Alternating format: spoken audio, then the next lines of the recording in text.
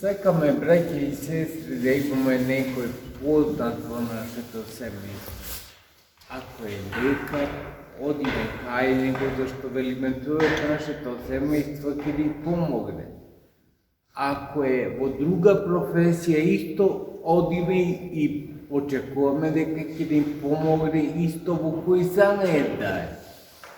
А ние од родот наш го имаме големиот светител и пред Бога и пред народот, светиот Климент, Охридскиот чудотворец. Охрид не е далеку од Крушево, не е далеку во сега, поготово со сите современи средства за патување, за многу кратко време се стигнува до Охрид, но и порано, во времето на свети Климент, не бидел воопшто далеку и пешки кога се отиде од Крушево до Охрид. Затоа свети Климент, Охридскиот чудотворец, го сметаме за наш, бидејќи близу живееме до полето, односно дејството на неговата работа. А неговата работа пред се била да го просветлува народ. Затоа денес и го државен празник се слави, затоа што го просветлил народот не во времето само во кое што живеел, туку многу векови после тоа неговата просветителска дејност се чувствувала во овој регион. И ние сме затоа благодарни, затоа го славиме торжествено неговиот лик и неговиот празник. А што не научи свети Климент? Не научи не некоја негова наука, туку не научи она што го прими од предходниците негови за славата Господова. А предходници негови кои беа?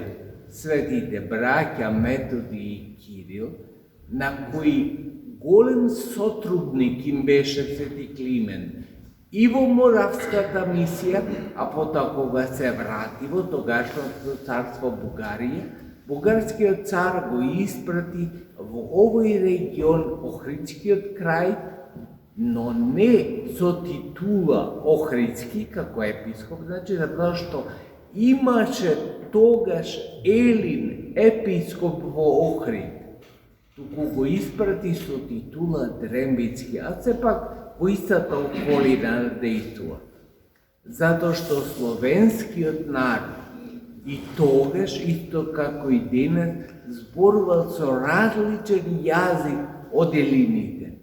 И елинската проповед за Евангелието неразбирлива била за словените. Свети Климент им го поначил Словото Божјо. Заедно со светите браќа ги превел основните книги за верата, а тоа се Светото Писмо. Секако, веројатно и првите богослужбени книги ги имаме од него. Меѓутоа, многу е важно што ни го предаде Светото Писмо. А што вели во Светото Писмо? 10 Божји заповеди, едната од нив е не убивај. Но равни на неа се и не лажи, и не прави прелюба, и не кради. Што значи, ако од младини се воспитуваме во таа наука што ни ја предаде свети Климент, нема да стигнеме до оваа точка. Денеска сите да се ужаснуваме дека некој наш сограѓанин убил некоја наша сограѓанка. Тоа ќе ни биде стран, зашто многу векови пред христијанството кажани се овие 10 Божји заповеди. А зошто се кажани? Зошто Господ да ни вели секој што ќе ти смета, ти скини му ја главата? Не, туку Господ ни вели да не убиваме дури и во ситуација кога имаме можеби причина за тоа. Некој на вистина ќе ни стапни на нервот, што викаме, меѓутоа без причина да убиваме, а уште погошто да убиваме на користолюбиви причини. Тоа не може да го замисли здравиот разум, а не само црковниот разум.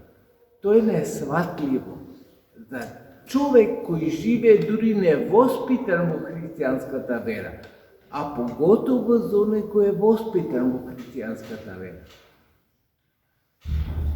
Да го тргнеме оној кој смета во животот не е прикладно, затоа се вежбаме во трпението, браќа и сестри. Ние се вежбаме самите, ама ги треба да ги вежбаме и нашите деца. Оние кои ги негуваме сега за да постанат зрели личности. А ако ги негуваме во тој дух, од нив ќе добиваме навистина зреле личности. И никогаш нема да помислуваат, може би, како помисла, секој може да му дојде, ама нема да го разработат действото, да го тргнат некого од нивниот живот. Тогаш ќе каже човек, зошто има убиства во светот, ако така сите се воспитуваат? Затоа што и муслиманите на Свети Кирила, уште кога не бил замонашен, му го поставиле тоа прашање. Како вие христијаните имате заповест не убивај, а водите војни? А Свети Кирил философски им одговорил, со ненадмашив одговор до денеска. Да, рекол, вистина имаме заповест не убивај. Меѓутоа имаме и заповест, нема поголемо од ова. Животот свој да го дадеш за ближниот свој. Заради тоа убиваме во војна, кога треба да го спасиме животот на ближниот наш. Само тоа убиство е дозволено, браќа и сестри. Само убиство кога го штитиме нашиот ближен. Нема друго убиство кое црквата може да го дозволи. Поготово не убиство од користолюбие. Затоа се вежбаме од најмала возраст да се трудиме да се надминуваме себе си. Често пати можеме и ние христијаните да го имаме искуството некој да ни смета во животот. Меѓутоа, истовремено го развиваме искуството да се бориме против себе, да ни смета другиот. А ако така се воспитуваат младите деца, од најмала возраст, нема да ни се случуваат овие трагедии кои ни се случуваат се уште во општеството. За жал, денеска луѓето кои ни се представуваат дури како христијани, толку лесно го подигаат оружјето, што човек ќе се замисли дали воопшто се тие христијани. И припадниците на други религии и вери не го креваат лесно оружје.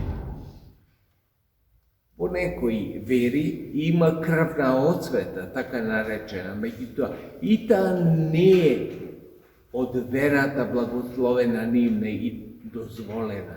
Туку тоа народните обичаи го прават, ама во христијанството нема ни збор од тоа. Нема во христијанството крвна освета, односно убиството е потполно одсудено за сите векови. Само еден вид на одбрана е благословен, кога го браниме дури не ни својот живот, иако може да се протне во таа нишка и собствениот живот кога го браниме. Туку кога го браниме животот на ближниот наш, Ети тоа го вели Евангелието, тогаш можеме да посегнеме по животот на другиот. Зашто? Од две зла, вели верата наша, го бираме помалото. Некогаш има 2, 3, 5 зла, ама секогаш да се трудиме да го бираме помалото зло. Затоа што во тоа е расудувањето на наше христијанско. Затоа доаѓаме во црква. Затоа од најмала возраст ги воспитуваме децата. Да имаат критериум за ова што го говориме. А тогаш, кога ќе имаат критериум, во дел, во подсекундата, во миг, ќе размислуваат правилно.